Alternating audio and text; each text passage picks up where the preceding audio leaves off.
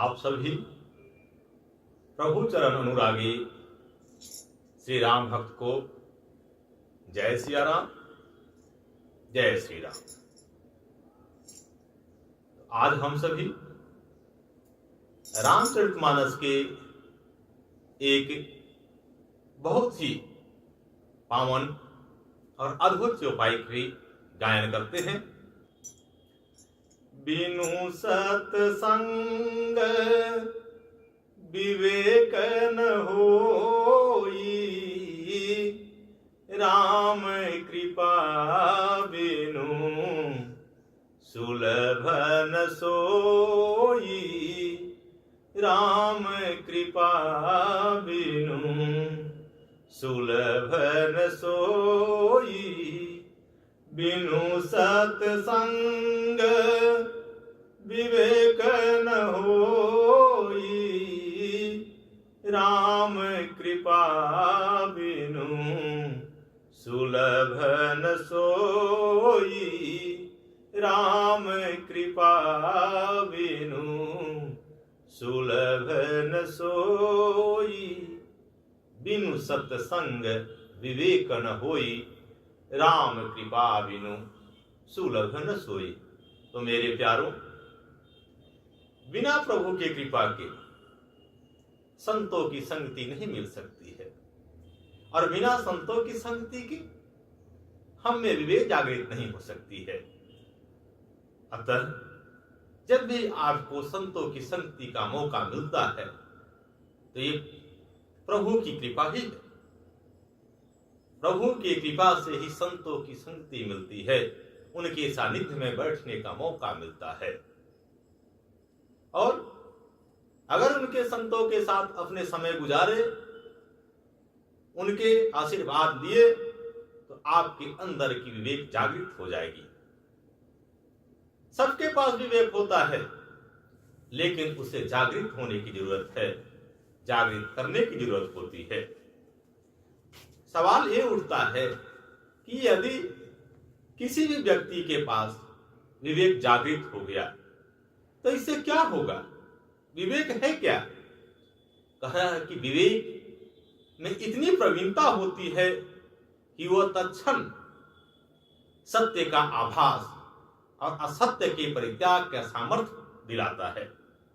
यानी विवेक आपको सही समय पे परिस्थिति जन्य और समयानुकूल निर्णय लेने की क्षमता प्रदान करता है।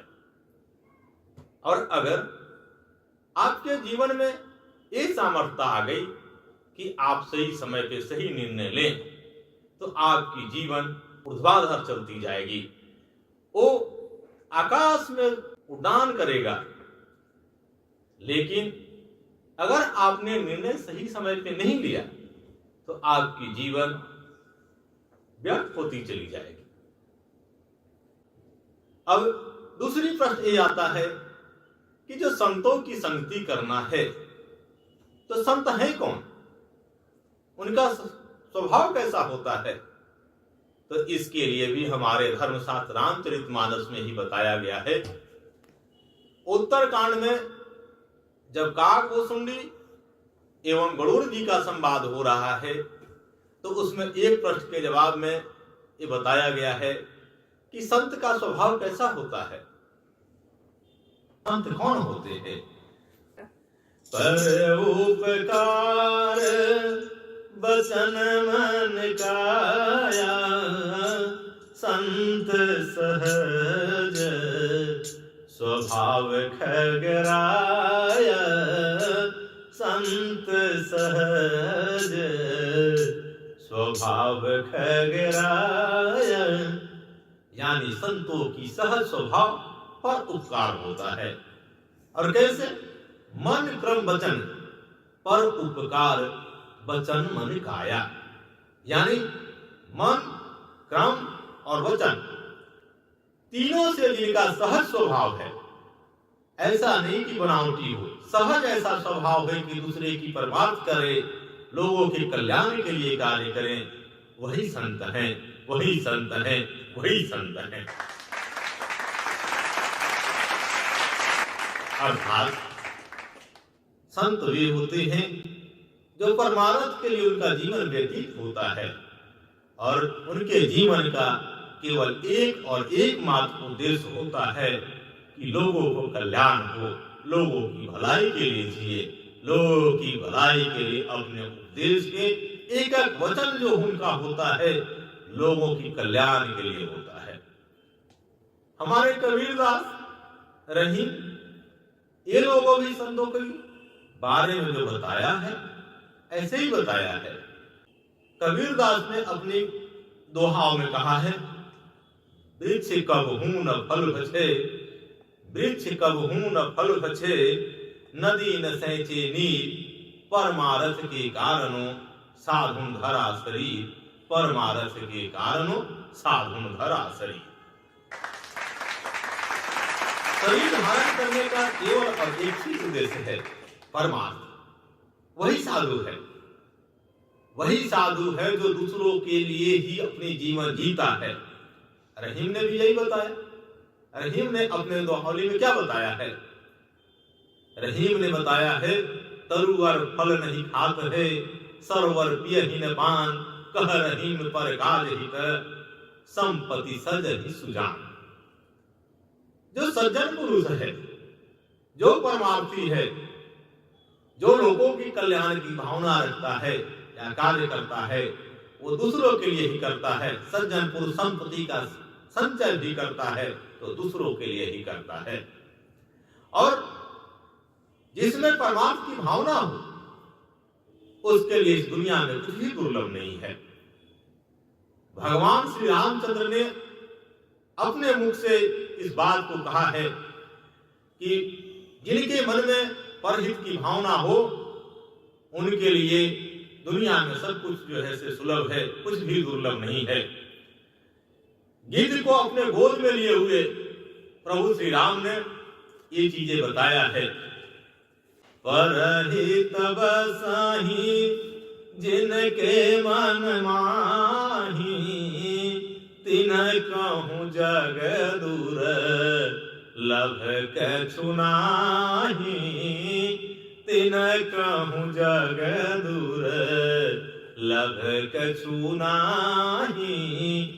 अर्थात जिनके मन में ऐसी भावना हो, हृदय में ऐसी धारणा हो दूसरों की कल्याण के लिए, जो दीनहीन हैं, जो वंचित हैं, जो अभाव में ग्रस्त हैं, उनके उत्थान के लिए अगर आप कुछ कर रहे हैं, ये सबसे बड़ा धर्म है, यही धर्म है। और अगर ऐसा कुछ करते हैं तो आपके लिए इस संसार में कुछ भी दुर्लभ नहीं है। परहित सरिस धर्म नहीं भाई, और पर पीड़ा सम नहीं अधमाई। अर्थात सबसे बड़ा धर्म जो है दूसरों का हित करना ही है। दूसरों का अगर हित करते हैं तो आप परमार्थ की काम करते हैं, तो आप सबसे बड़ा धर्म कर रहे हैं। और ये कैसे हो सकता है? जब आपके अंदर विवेक जागृत होगी। और विवेक जागृत कब होगी? जब आप संतों की संगति करेंगे। मेरे प्यारों, संगत का रंगत आपके हमारे जीवन में कब और कैसे चढ़ने लगता है इसका आभास तक नहीं होता है। परंतु संगत का रंगत ऐसे होता है कि यदि आपने संगत अच्छा किया तो आपका जीवन ऊर्ध्वगामी हो जाएगा। नित्य प्रतिदिन आपके जीवन में उत्थान होते जाएगी। और इसके विपरीत यदि आपने संगत गलत किया, दुष्टों की संगति की, आपकी जीवन पतन की ओर चलती जाएगी। अतः अपने जीवन में संगत पे विशेष ध्यान रखने की जरूरत होती है। इसके उदाहरण स्वरूप आप देख सकते हैं, गगन चढ़ई रज पवन प्रसंगा, गगन चढ़ई रज पवन प्रसंगा, कीचहि मिलई नीच जल संगा। अगर आपको भी गगन की उड़ान भरनी है, ऊपर उड़ान करना है, तो आपको अच्छे लोगों की संगति करना होगा। अगर आपने दुष्ट की संगति की तो कीचड़ बन के यहीं पे रह जाएंगे। इसलिए प्यारे, अपनी संगति अच्छे कीजिए। ऐसे भी बताया गया है, को न कुसंगति पाई न साई, रहई न नीच मते चतुराई, रहई न नीच मते चतुराई। अच्छे से अच्छे विद्वान और बुद्ध पुरुष, यदि उनकी संगति गलत हो गई तो उनकी भी नाश तय है, उनका भी विनाश हो जाएगा। और इसके विपरीत यदि आपने अच्छे लोगों का संगति किया तो एक सामान्य जन क्या, एक दुष्ट भी अगर सज्जन पुरुष का संगति किया तो उसके जीवन में सुधार आ जाता है। सठ सुधरहि सत्संगति पाही, सठ सुधरहि सत्संगति पाई, पारस परस कुघात सुहाई। सठ सुधरहि सत संगति पाई, पारस परस कुघात सुहाई, पारस परस कुघात सुहाई।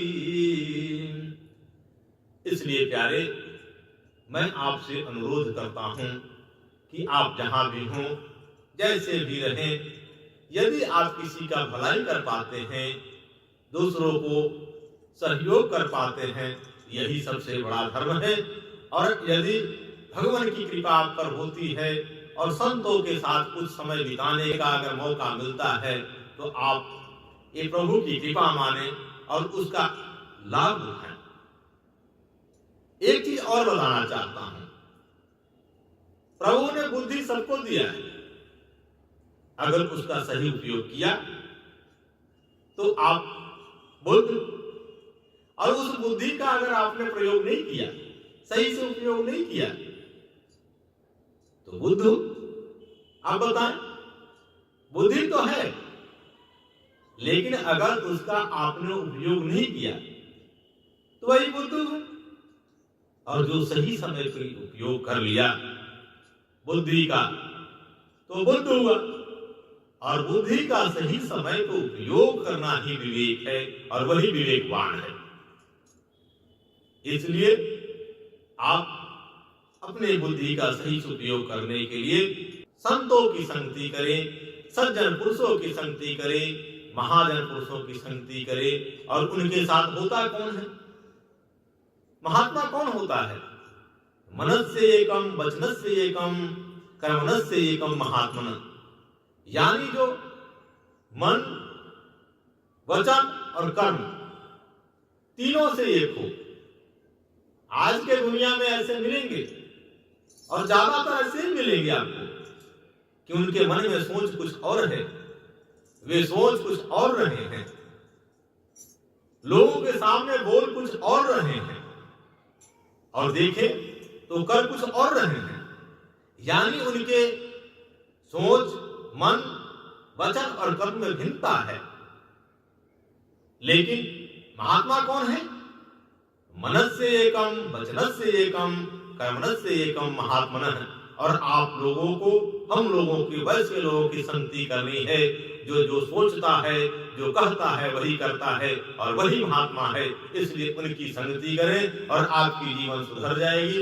इस तरह से अब सबको फिर से जय सिया राम, जय श्री राम, जय श्री